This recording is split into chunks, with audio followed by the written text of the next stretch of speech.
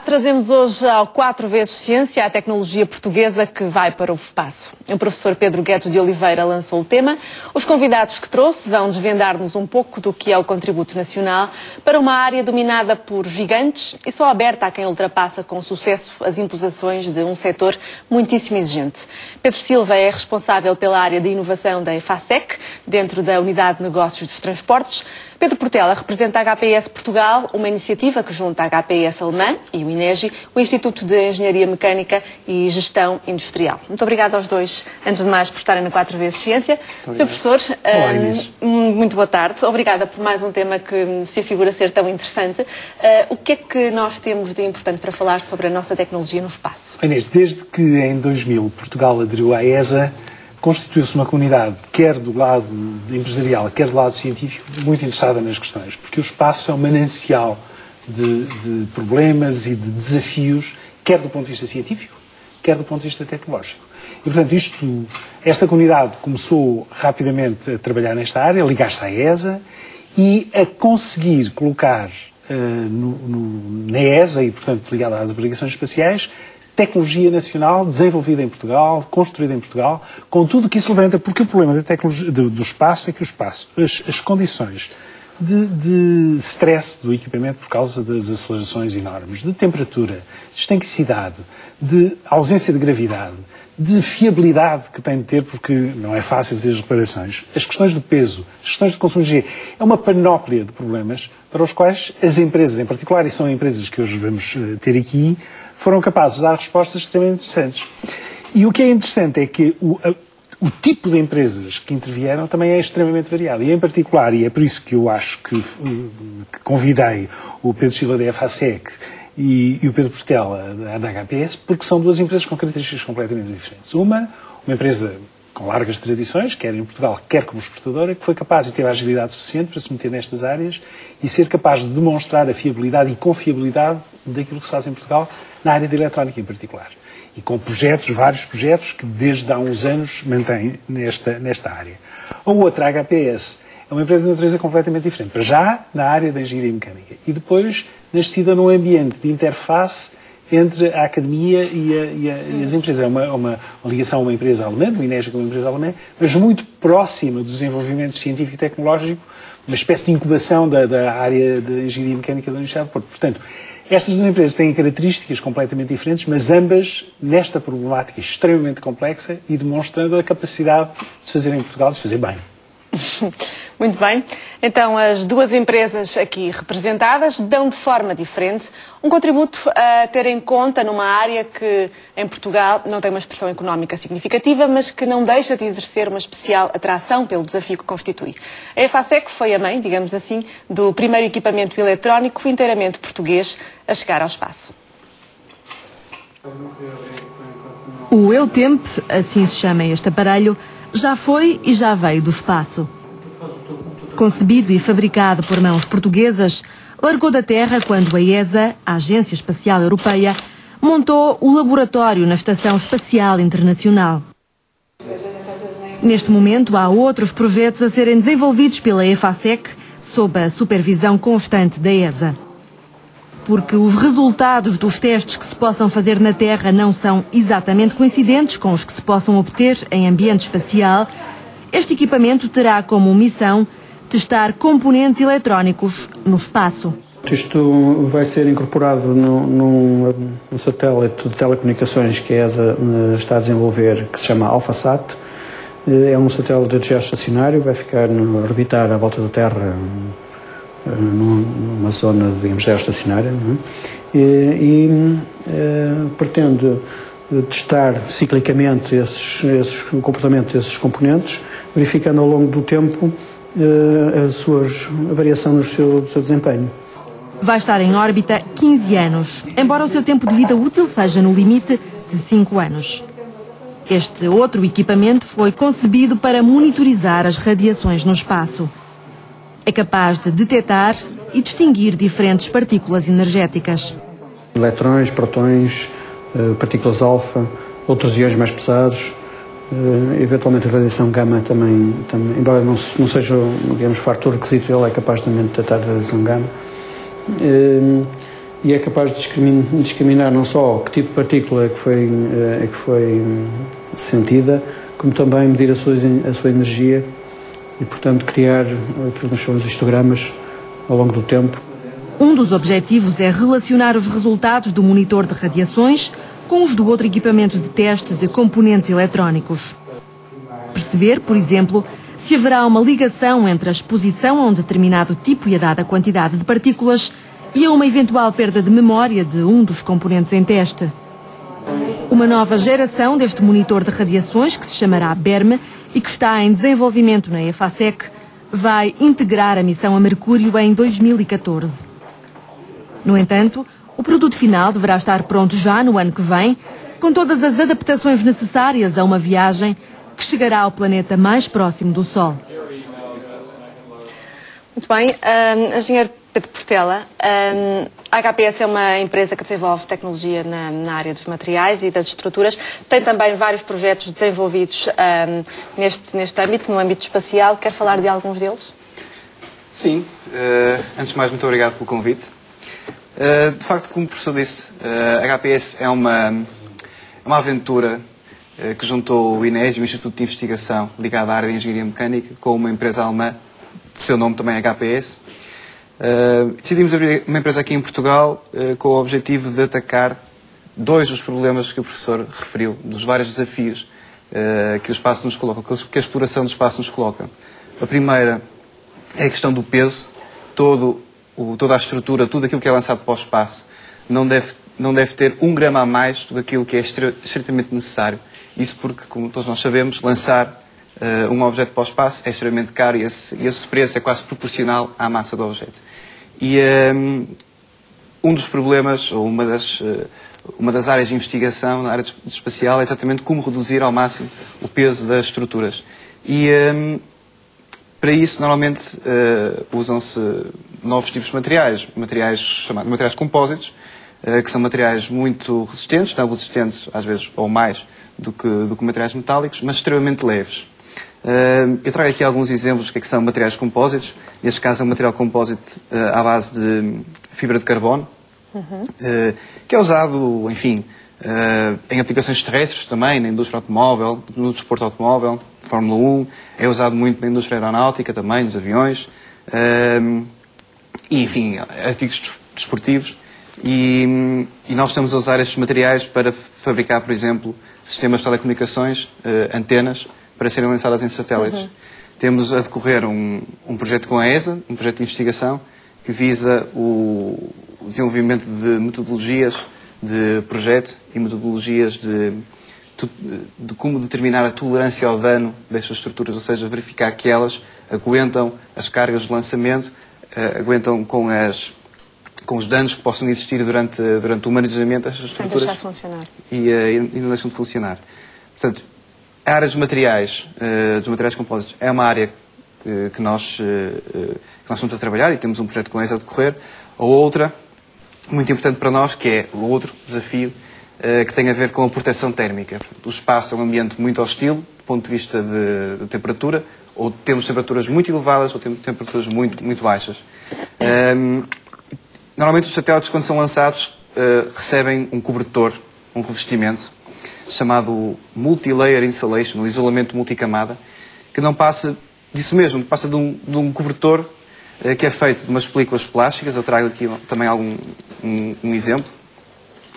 Estes cobertores, este sistema MLI, serve para isolar os componentes, ou os satélites, da radiação solar e evitar que o interior do satélite aqueça demasiado ou arrefeça demasiado também.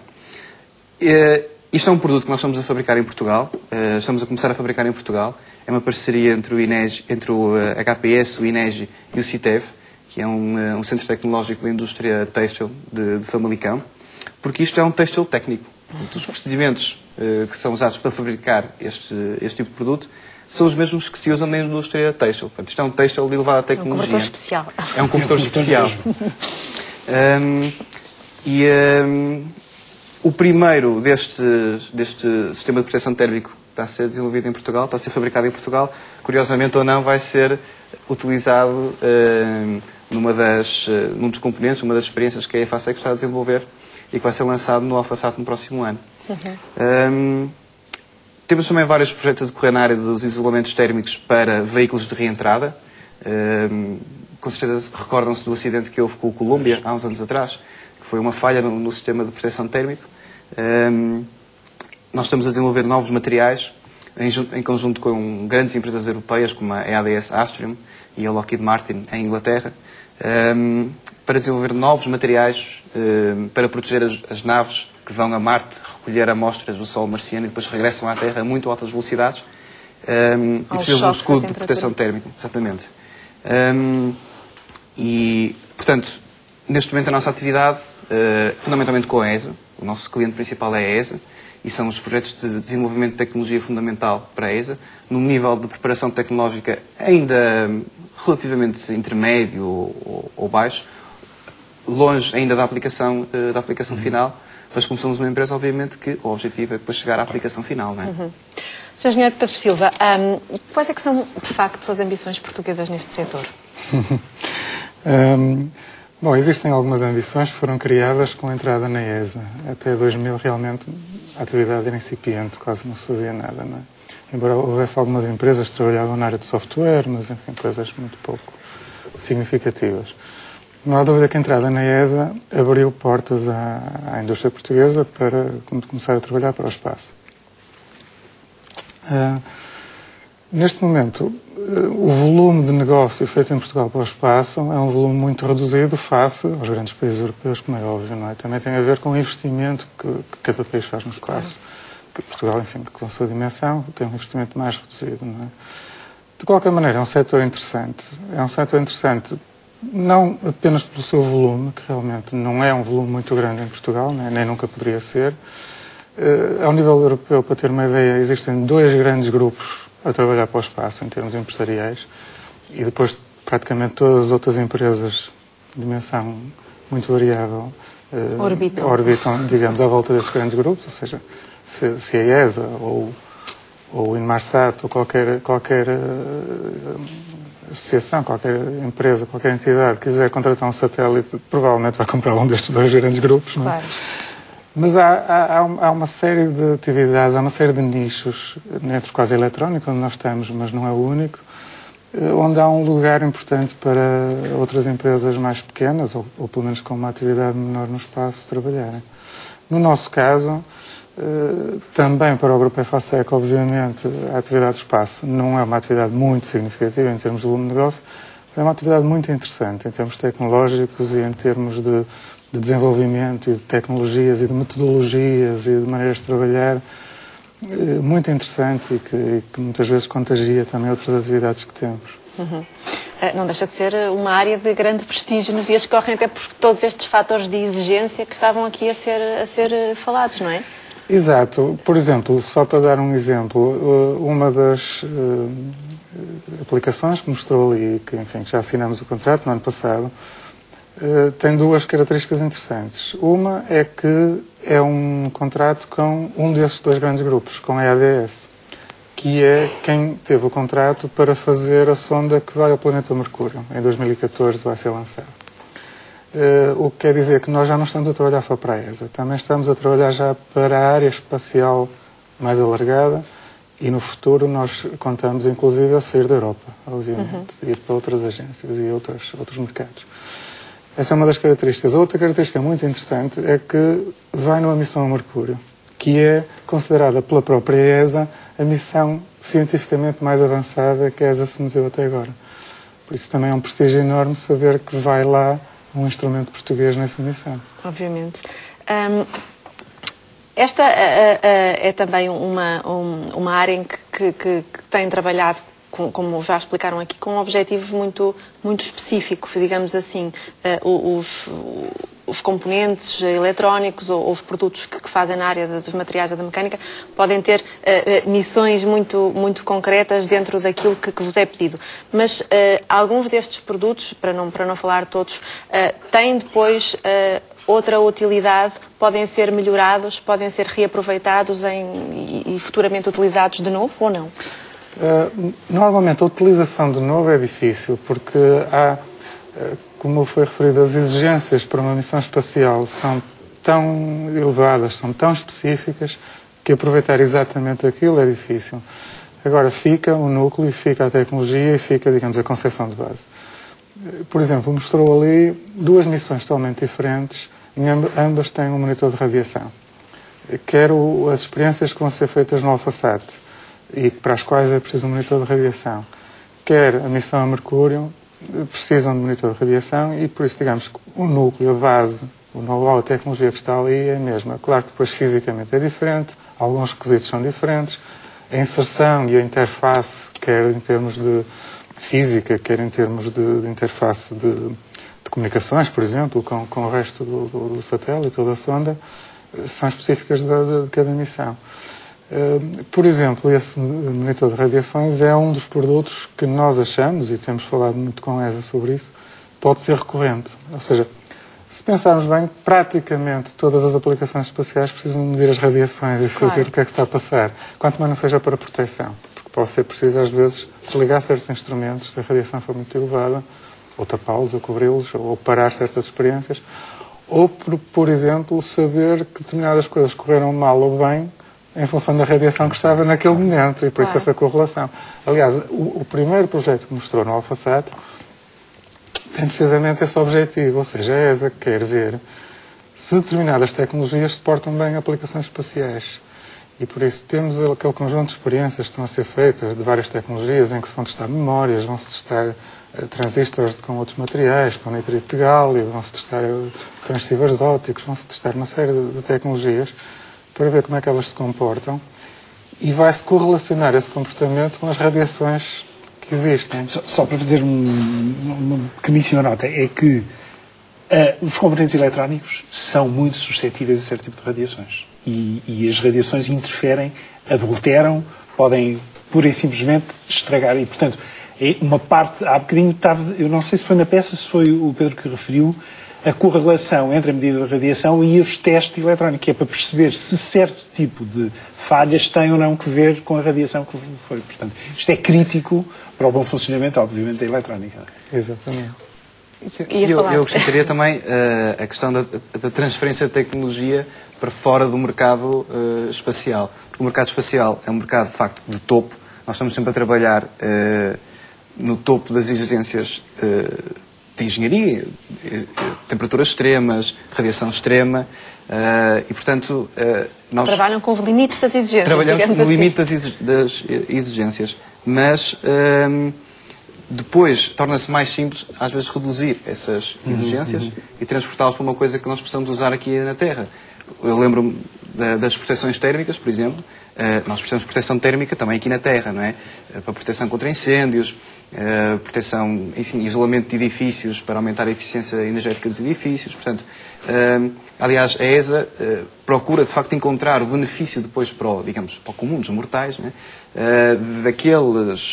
Daquele investimento que a ESA faz na investigação para o espaço, e depois para trazê-la para a Terra, para trazer para aplicações que todos nós possamos utilizar, não é? E um aspecto que eu acho que deve ser interessante também é no que diz respeito a recursos humanos. Por um lado, a atratividade destas áreas, que de certeza que é significativa, mas por outro, o próprio treino das pessoas expostas a tecnologias muito avançadas. De certeza há metodologias especiais, porque os problemas de fiabilidade devem ser particularmente exigentes. Sentem isso como importante no treino? Sentimos. Aliás, é aquilo que eu referi há bocadinho. O trabalhar para esta área obrigou-nos a adotar uma série de metodologias, que inclusive aproveitamos depois para outras coisas, que não tínhamos de todo. Por exemplo, na área do Product Assurance, nós temos que ter uma pessoa especializada nisso e que só faz isso. E essa pessoa teve que fazer treino na ESA, teve que ir lá fazer cursos, teve que ir lá fazer essa aprendizagem. Mas também até nas coisas mais corriqueiras, não só na área da engenharia, onde todos os nossos engenheiros que trabalham nesta área, enfim, fartam-se de estar na ESA, nos laboratórios e fazer cursos, fazer formações, mas os próprios operadores da produção. Só para lhe dar um exemplo, para assemblar uma placa eletrónica para uma aplicação espacial, o processo tem que ser certificado pela ESA e as pessoas que fazem o processo têm que ser certificadas pela ESA. Ou seja, aquilo não pode ser feito de qualquer maneira nem por qualquer pessoa. Já agora gostava também que falassem um bocadinho, sob o ponto de vista institucional, até como é que tem sido o contacto com a ESA? Porque por detrás de todas estas exigências há uma entidade colaborante, cooperante ou apenas exigente? Eu diria que é as duas, não é? É exigente por um lado, mas pelo menos connosco tem sido extremamente... enfim, é uma atitude quase de professor que tem consciência de que nós, em Portugal, enfim, ainda não temos tradição, temos algum caminho para percorrer. E não temos tradição, como tem uma Alemanha, como tem a França. Portanto, nós temos ainda muito que aprender. Portanto, e eu, pelo menos, sinto que há, no contacto pessoal com os... Uma postura didática? Há uma postura didática, é uma postura muito construtiva e há uma postura muito... tem muita vontade de nos ver ter uma boa prestação. E é